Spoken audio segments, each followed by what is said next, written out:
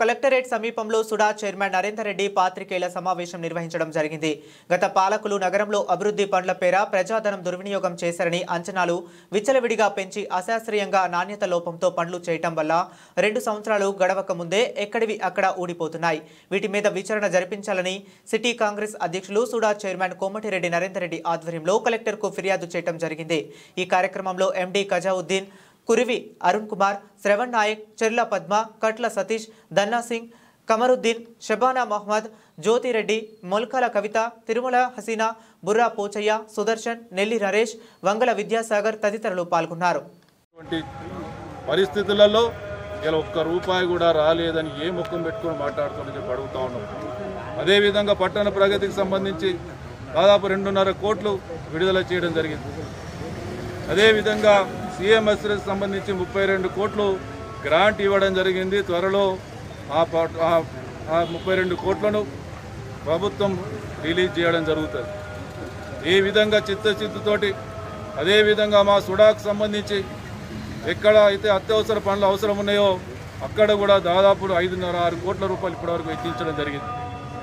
ఈ విధంగా మేము ప్రజల అవసరాల కోసం ప్రజల యొక్క పరిస్థితులను ఎక్కడికక్కడ ఇబ్బందులు పడకుండా చూసుకుంటూ ఇవాళ ఒక నిజాయితీ ప్రభుత్వం నడుస్తూ ఉంటే రేవంత్ రెడ్డి ప్రభుత్వం అభివృద్ధి సంక్షేమాన్ని 2 కళ్ళుగా ముందుకు తీసుకెళ్తూ ఉంటే చూసి ఓర్వలేక రాబోయే రోజుల్లో గతంలో వచ్చినటువంటి బీజేపీ సీట్లు సగానికి కూడా పడిపోయే పరిస్థితి ఉంది. 2, 3 గెలిచే పరిస్థితి లేదని, అదేవిధంగా బీఆర్ఎస్కి అసలు మరి ఇక్కడ స్థానమే లేదని ఈరోజు బురద జల్లే ప్రయత్నం చేస్తూ ఉన్నారు.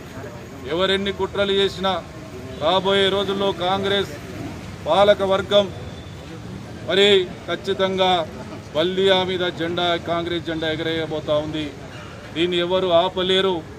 మీ యొక్క అవినీతి భాగోతాన్ని, మీరు చేసినటువంటి ప్రజాధన దుర్వినియోగాన్ని ఖచ్చితంగా ప్రజల ముందు బట్టబయలు చేస్తాం.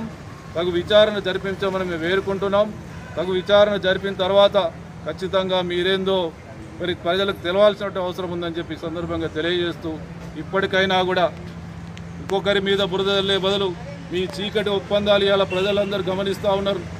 గతంలో భారతీయ జనతా పార్టీకి సంబంధించినటువంటి ఎంపీ ₹1 కూడా నిధులు తీసుకురాలేని అసమర్థుడని చెప్పి మాట్లాడినటువంటి మాజీ మేయరు ఇవాళ బీజేపీ సంబంధించినటువంటి ముసుగు కప్పుకొని ఇవాళ బండి సంజయ్ కుమార్ పెద్ద అభివృద్ధి ప్రదాత అని మాట్లాడితే ఆ రోజు విన్న చెవులే ఈరోజు వింటా ఉన్నాయన్న సంగతి మర్చిపోయి ప్రజల యొక్క మరి విజ్ఞతను ఈరోజు మీరు తక్కువ అంచనా వేసేదాన్ని ప్రజలు గమనిస్తూ ఉన్నారని చెప్తూ తగిన కులబాడని చెప్తారని చెప్పి సందర్భంగా తెలియజేస్తూ వీరిని ఖచ్చితంగా ప్రజల ముందు దోచులుగా నిలబెడతామని చెప్పి తెలియజేస్తాం.